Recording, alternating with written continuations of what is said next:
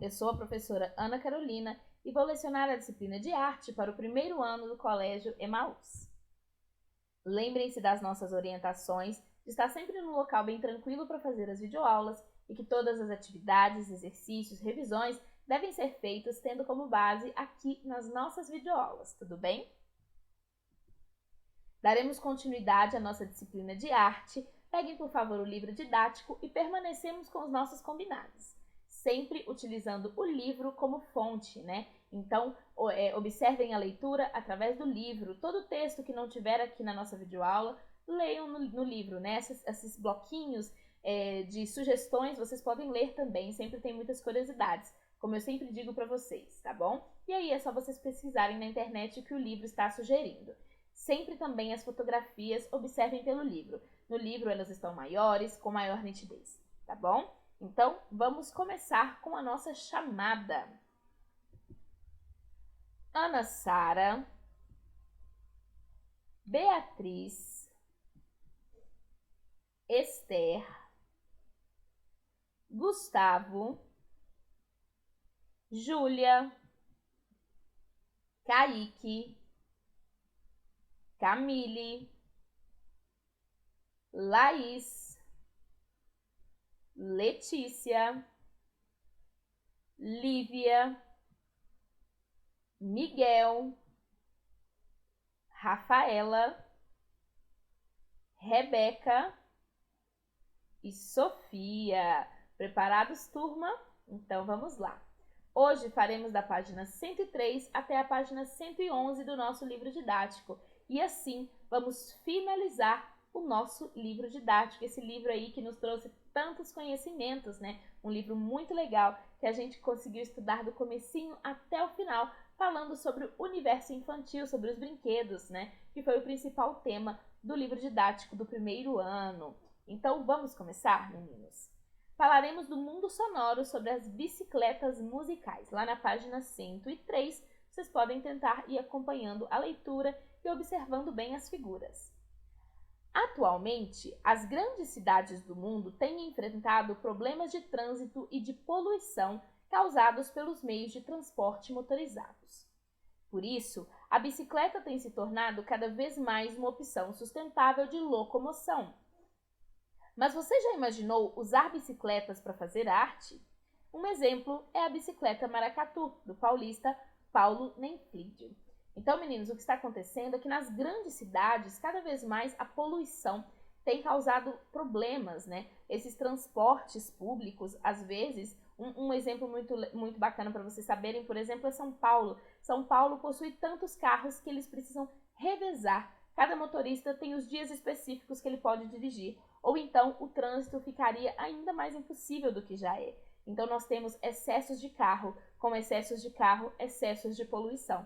Então as pessoas têm se conscientizado cada vez mais e tentado ir trabalhar de bicicleta, claro que sempre que possível, né? Indo de bicicleta ou a pé, nós, além de ajudarmos com o trânsito, também ajudamos o meio ambiente. O artista, né, que já falamos aqui na página passada, que foi o paulista Paulo Nenflídio, colocou uma engenhoca sonora no veículo que faz com que ela produza o som característico do maracatu quando alguém pedala. No Japão, em um projeto chamado Turntable Rider, um grupo de engenheiros transformou uma bicicleta em uma mesa de som. Os efeitos sonoros são criados conforme o DJ faz manobras na bicicleta e um sensor de movimento dita o ritmo da música. E agora vamos falar da arte integrada. Antes vamos só comentar, né? Imagine vocês andando de bicicleta. Andar de bicicleta já é bem divertido. E a sua bicicleta está produzindo música de acordo com o ritmo das suas pedaladas. Deve ser muito legal realmente andar nessa bicicleta. Vamos falar das artes integradas, falar sobre o videoclipe. Os músicos Toquinho e Mutinho são os compositores de uma canção chamada A Bicicleta. Ela ganhou um videoclipe feito com desenho de animação, dirigido pelo argentino Andrés Lieban, que é muito conhecido aqui no Brasil. Ele faz animações incríveis para crianças. Observe os símbolos no trecho da letra reproduzido a seguir. Eles são chamados de cifras e indicam como essa parte da música deve ser tocada. Então temos aqui as cifras, né? Eu não entendo muito de cifras porque não sei tocar nenhum instrumento. E vocês, conseguem ler as cifras? Bom, essa é a música que se chama Bicicleta. Sou sua amiga bicicleta, sou eu que te levo pelos parques a correr, te ajudo a crescer e em duas rodas deslizar. Em cima de mim, o mundo fica à sua mercê. Você roda em cima e o mundo embaixo de você. Olha só que legal, né? Então, todos esses escritos em vermelho são as cifras. Elas indicam para a pessoa, né, que vai tocar, nesse caso são cifras de violão, como ela vai tocar o violão. Cada uma dessas cifras é uma nota que ela vai ter que produzir com o seu instrumento musical. Isso é bem legal, né? E agora vamos falar da linha do tempo, a invenção da bicicleta. Existem várias versões para a história da invenção da bicicleta. Uma delas diz que por volta de 1943, o italiano Leonardo da Vinci, aquele mesmo artista que pintou a Mona Lisa, o quadro mais famoso do mundo, ou um de seus aprendizes teria criado o esboço de uma máquina muito parecida com a bicicleta. Alguns pesquisadores, no entanto, afirmam que no Antigo Egito já existia a ideia de criar um meio de transporte sobre duas rodas. Uma coisa para vocês entenderem, meninos, é que quando a gente fala assim, o italiano Leonardo da Vinci ou um de seus aprendizes, é porque naquela época, né, ali na época do Renascimento, que foi quando viveu Leonardo da Vinci, os grandes pintores, os grandes artistas tinham seus aprendizes.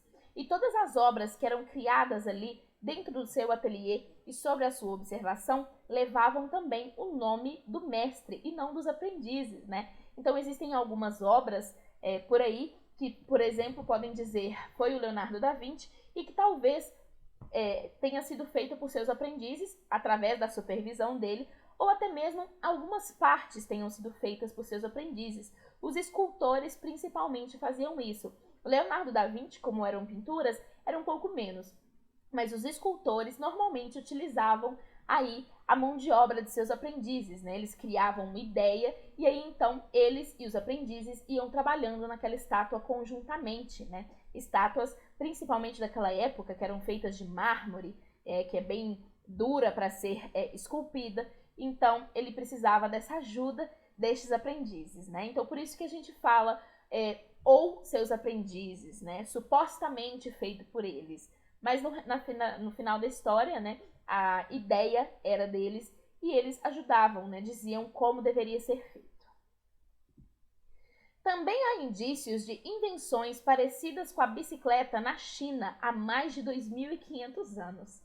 Ainda que não se tenha certeza de quem criou a bicicleta, não dá para negar que ela é uma invenção muito importante, já que existe até hoje. Então pensem comigo aqui, né? Já existia uma ideia de se criar um meio de transporte sobre duas rodas desde o Egito Antigo, né? No Egito Antigo, o único meio que eles tinham eram aí as bigas, que eram como se fosse um pequeno cômodo guiado por cavalos para as guerras. E também, né, o italiano Leonardo da Vinci, lá no Renascimento, perto dos anos de 1500, também pensaram, e seus aprendizes, né, também pensaram sobre este meio de transporte. E lá na China, né, que é oriental, é uma outra parte da cultura do planeta, já pensava nisso também há 2.500 anos atrás, olhem só. Então, ainda que não se tenha certeza quem criou a bicicleta, né, temos aí uma história que não dá para saber onde realmente ela surgiu, já que uma ideia sobre esse tipo de meio de transporte surgiu em vários locais, em várias épocas diferentes. Nós sabemos da importância que a bicicleta tem até hoje, né? Observem o Toquinho, que fez uma música em homenagem a esse meio de transporte ainda nos dias de hoje. Então, há 3.000 anos atrás, temos registros de meios de transporte sobre duas rodas no Antigo Egito. Há 2.500 anos atrás, invenções semelhantes à bicicleta na China. Aí vocês podem me perguntar, professora, mas então, são 500 anos de diferença. Será que a China não aprendeu com os egípcios? Bom, naquela época não era tão fácil assim viajar de um local para o outro, né? A China e o Egito são bem distantes e não existia avião, não existia trem, não existia nada que a gente conhece e que encurta as viagens. Então seria uma viagem gigantesca, teria uma barreira da língua, já que falavam línguas diferentes, e várias outras situações que poderiam impedir que essas duas culturas estivessem juntas e tivessem pensado na bicicleta juntas. Então, realmente foram civilizações separadas que não tinham contato, que de maneira separada pensaram numa mesma invenção. E em 1493 temos o esboço de bicicleta atribuído a Leonardo da Vinci. Em 1790 temos a invenção do celerífero e em 1817 a invenção da draisiana, que são tipos de bicicleta, tá? Em 1855 a invenção do velocípede e hoje em dia é o uso da bicicleta contemporânea, né? Que temos aí as bicicletas mais modernas, temos algumas motorizadas que a gente nem precisa mais pedalar. Então eu quero que vocês observem, né? Temos muitas fotografias e todas essas fotografias têm uma legenda abaixo, vocês podem ver qual delas é cada uma dessas que está falando aqui na linha do tempo e se deliciarem com essas bicicletas antigas que são muito legais de se ver, né? Imaginem vocês andando nessas bicicletas. Essa que tem uma roda grandona é muito legal. Eu queria muito andar numa bicicleta dessa. E agora vamos para a dica cultural, falar das invenções de Leonardo da Vinci, porque ele era um grande pintor, mas o que pouca gente sabe é que ele também era um grande inventor e cientista. Vamos ver. Leonardo da Vinci pode até não ter criado a bicicleta, mas foi o autor de muitas outras invenções. O pintor italiano era uma figura além de seu tempo e um grande estudioso de várias áreas, como anatomia, astronomia, engenharia e matemática. Da Vinci não pôde ver a maioria de suas invenções funcionando em vida, já que muitas delas dependiam de recursos que a tecnologia da época não oferecia. Ou seja, ele tinha uma inteligência acima da média e ele pensava tão no futuro que as invenções dele na época pareciam coisas de louco, porque todo mundo olhava e pensava, isso nunca vai ser possível. Na verdade, elas eram possíveis, mas somente no futuro. Ele era tão genial que ele imaginava todos esses instrumentos, esses inventos, e esses inventos só puderam realmente funcionar depois de muitos anos depois que ele já tinha morrido, quando a tecnologia já tinha atingido um ponto em que seria possível fabricar todas aquelas coisas. Ele era realmente um gênio. Você pode pesquisar na internet para conhecer melhor algumas invenções de Leonardo da Vinci.